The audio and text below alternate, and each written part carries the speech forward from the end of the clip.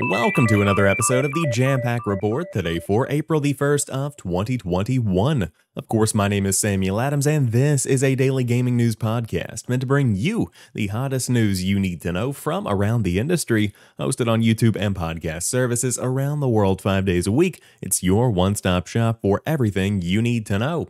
So if you enjoy the show and you like what you see, hit that subscribe button and keep coming back for more.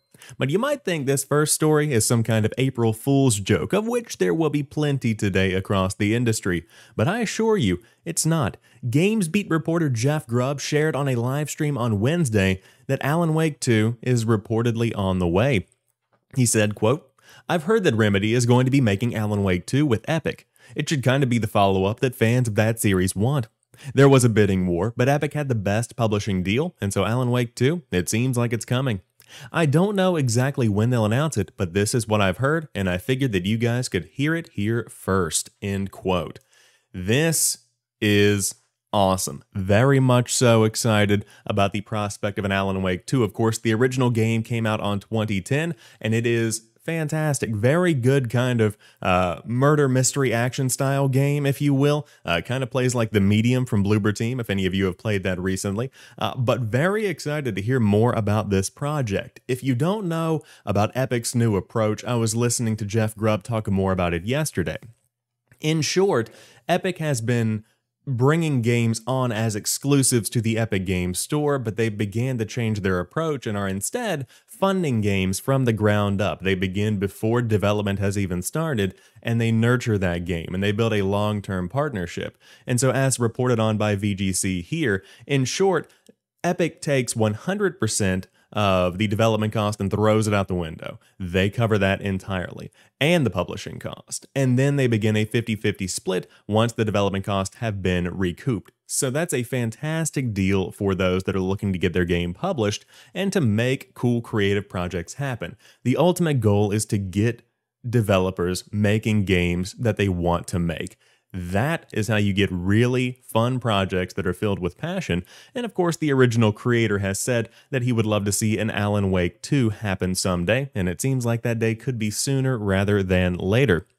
There was also this big publishing rights debacle where Remedy had to reacquire the publishing rights from Microsoft even though they had the IP rights, so there was a big mess with that, but that has all been brought back in-house. So this is something that's probably been in the works for a couple of years at this point, and it wouldn't surprise me to at least see some kind of teaser during the Summer Game Fest, but it would also be wise to let that game sit on the shelf for a while, work on it when you can, and then make an announcement when it is ready to be announced.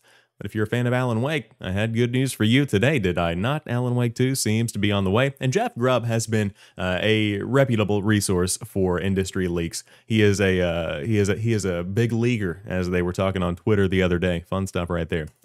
But Xbox has announced they are working to go even further with their backward compatibility as it reaches for the clouds for Xbox Game Pass Ultimate members. This comes by way of Will Tuttle, Xbox Wire Editor-in-Chief. There is a magical moment when you open up Cameo, an original launch title for the Xbox 360, and it shows you last played in 2008, and you're able to jump right back into the game like you never left. There is also a sense of reward when you're able to go back and complete the whole Gears of War series before starting on Gears 5. Being able to take a trip down memory lane, either to relive past memories or make new ones with a classic, is delightful and critical to preserving gaming's history. We've enabled this experience through our backward compatibility program launched in 2015. Since then, we have launched multiple consoles and are still committed to making games across generations available to you no matter the hardware. Today, we're embarking on a new journey for the backward compatibility program, taking it to the cloud.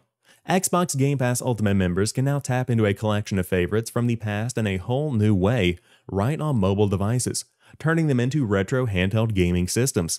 16 original Xbox and Xbox 360 games are now available on Android phones and tablets, with more games coming soon. We've listened to the feedback, going all the way back to our earliest cloud gaming preview, and making games from previous generations available on mobile devices has been one of the most requested features by the community. So now, you'll be able to play a range of games on mobile, from original Xbox titles like Elder Scrolls 3 Morrowind to Xbox 360 hits Banjo-Kazooie, Fable 2, and Fallout New Vegas.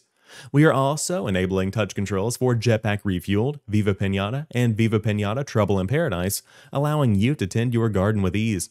With games connected through the Xbox network, you're able to bring past saves with you and play along with gamers from around the world. Existing Xbox Game Pass Ultimate members can go back in time and start playing today, and if you're not a member, remember, your first month is $1. Xbox Game Pass Ultimate includes all of the benefits of Xbox Live Gold, more than 100 great games on console, PC, and Android phones and tablets via Xbox Cloud Gaming, and an EA Play membership. So here is your entire list of newly backward-compatible games that are coming to Xbox Cloud Gaming, including Banjo-Kazooie, Banjo-Tooie, Double Dragon Neon, Fable 2, Fallout New Vegas, Gears of War 2, Gears of War 3, Gears of War Judgment, Jetpack Refueled, Cameo Perfect Dark Zero, Elder Scrolls 3 Morrowind, Elder Scrolls 4 Oblivion, Viva Pinata, and Viva Pinata Trouble in Paradise. The disparity between Sony's approach this week and Xbox's approach this week is jarring. On the PlayStation side of things, you see the PSP, PS3, and Vita stores all getting expiration dates, essentially not allowing anyone to purchase any games digitally after July or August, respectively. On the Microsoft side of the fence, you see original Xbox games coming to your mobile device. They are trying to get more and more people playing these older games. It's wild to see.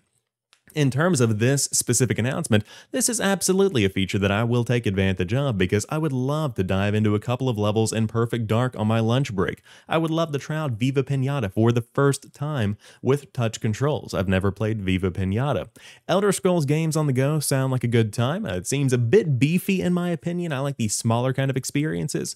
But just to be able to dive in no matter where you are and play a game as long as you have a solid internet connection is such a wonderful feature to have. It's such a benefit to the modern gaming space. And so if you want to dive into any of these, they are available today for Xbox Game Pass Ultimate members alongside another slew of cloud-compatible gaming experiences you can have with your Game Pass Ultimate membership.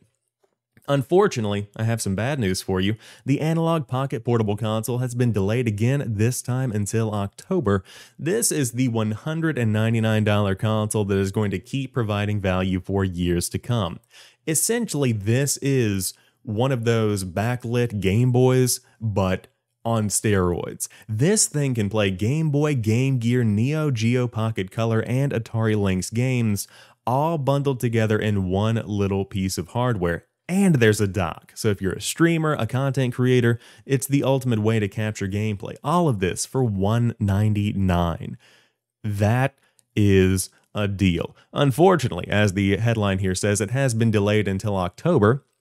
They write, quote, Pocket is delayed and shipping in October 2021. The current global state of affairs continues to create supply chain challenges outside of our control. There have been sudden and severe electrical component shortages as well as logistical issues leading to a domino effect of challenges for nearly everyone in the industry. We are working hard to get Pocket out as fast as possible, and we appreciate your understanding and patience. An email is being sent to everyone who pre-ordered Pocket. If you have any questions about your pre-order or would like to cancel at any time or get a full refund, please contact Analogue Support at support.analogue.co or by email at support@analogue.co. Once again, one of the coolest little pieces of hardware here, and personally, I would not be canceling a pre-order if I had one, and let me tell you, I wish that I had had one. You can see some of the specs here. It's got a 3.5-inch, 615 ppi LCD with a 1600 by 1440 resolution. It has 10 times the resolution of an original Game Boy. Yes, please. The display is made from Gorilla Glass. I need this in my life. Also, I really enjoy this website, but I need this in my life. It looks phenomenal. It looks sleek. It looks like the Game Boy of the future. And I will, mark my words, I will get one of these because I have a huge love for these older games, and there are so many older games that I would love to personally play that I never got the chance to really check out, and that's where the value of this thing comes in. On top of that, you can make your own games if you are a passionate developer wanting to recreate these experiences. I know there is a very core niche community that is super into that kind of thing. I need this. I want this. I need it as soon as possible. And it seems like as soon as possible is going to end up being October 2021. Kind of a bummer, but hey, take your time. We understand. We are in the middle of a pandemic, and there was a giant ship blocking the Suez Canal. And on top of that, there's this chip shortage. It's almost impossible to make a solid console right now in abundance. So we all understand. Trust me. Have you seen the PS5 stock? Have you seen the Xbox Series X stock? Y'all are in good company over at Analogue, don't worry. But in the meantime, check out the PlayStation Plus lineup for April with Days Gone, Oddworld, Soulstorm, and Zombie Army 4 Dead War all included with your subscription and available for subscribers starting on April the 6th. Leave Muckadons to freedom in Oddworld Soulstorm, devise techniques to survive freaker hordes and Days Gone, gear up and give zombies hell with your squad in Zombie Army 4 Dead War. The stakes are high, whatever adventure you choose to play first. All 3 games will be available to download from Tuesday, April 6th through Monday, May the 3rd. The big get for the month is Oddworld Soulstorm. Important to note, this is just the PlayStation 5 version, not the PlayStation 4 version, but this is one of the biggest PlayStation releases of the month, and so to see it coming for free for PlayStation Plus subscribers is pretty cool. Kind of a platformer puzzle solver, if you will.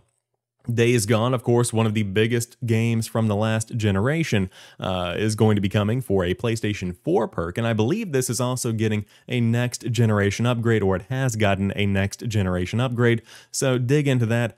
Definitely worth the download. I wasn't personally a fan of Days Gone, really didn't do it for me, but I know a ton of people that loved this one, and I think that if I went back and I got into it and I really started to pay attention to the mechanics of the game and work with all of the tools at my disposal, would probably have a much better time with it. But for free for PlayStation Plus, you might as well go ahead and give it a shot. I think that I still have an active PlayStation Plus membership, so I should probably activate that. With that being said, Zombie Army 4 Dead War is available as well. This is your classic zombie army kind of experience. I believe that this is the spin-off series that started with Sniper Elite, yes, from the makers of Sniper Elite 4. Zombie Army was originally kind of this Nazi zombies mode that Call of Duty had, but brought into the world of Sniper Elite, and people loved it so much they made it their own thing. And so now, 4 games later, you have Zombie Army 4 Dead War, and you can download that one for free as a PlayStation Plus member. Solid lineup once again this month. Shows the disparity between what Xbox provides and what PlayStation provides when it comes to Gold and PlayStation Plus. Games with Gold should just be dissolved. It is irrelevant at this point. Nobody even wants that. Save your money. I'm talking to Microsoft. Save your money. No one needs that. You don't need to invest in that. With that being said, PlayStation Plus does it right. Last month, Final Fantasy VII Remake? Are you kidding me? Oddworld Soulstorm this month? Are you kidding me? Days Gone, Zombie Army 4. If I did not buy any other games, if I just had a PlayStation Plus membership and I was not picky, I could always have a solid game to play. Always. Consistently. That's some value right there. And they do it very, very well. But download these games if you do have a PlayStation Plus membership. And in the meantime, we are building up to Summer Games Done Quick's online show, which is coming back in July. Unfortunately, they did make the announcement that this is not going to be a return to the in-person event that we all know and love. This will be an online event once again, happening July 4th through the 11th. And you can expect the same week-long charity speedrun event you know and love. Submissions closed yesterday, but I'm sure we will see some announcements for the entire roster of events coming up soon. Summer Games Done Quick is something that is near and dear to my heart because it's effectively people coming together to speedrun games and raise money for an awesome cause. And while it did not raise as much money as in years past as of last year, it still raised over $2 million, close to $3 million for, what was the benefit last year? Let's see, hold on. I need to make sure that we're doing this right. Doctors Without Borders was last year. Then you had Awesome Games Done Quick raise $2.75 million for the Prevent Cancer Foundation. So you've got nearly $3 million for Prevent Cancer, $2.3 million for Doctors Without Borders. This is gaming doing good. That's what I love to see. And so to see it coming back once again and to see it, whether it's an in-person event, an online event, whatever it might be, just to know that it's happening is something that is cool. And of course, I'll promote it whenever the time does come for the show to go live. But that rounds out today's episode of the Jampack Report. If you enjoyed today's show, drop me a like down below and let me know what stories caught your eye. But do you think we will be seeing Alan Wake 2? Do you think that's real? Do you think Jeff Grubb is right? Do you think his leak is juicy? Let me know what you think in the comment section down below. But until tomorrow, you guys have a fantastic rest of your day. I'll talk to you soon, and peace.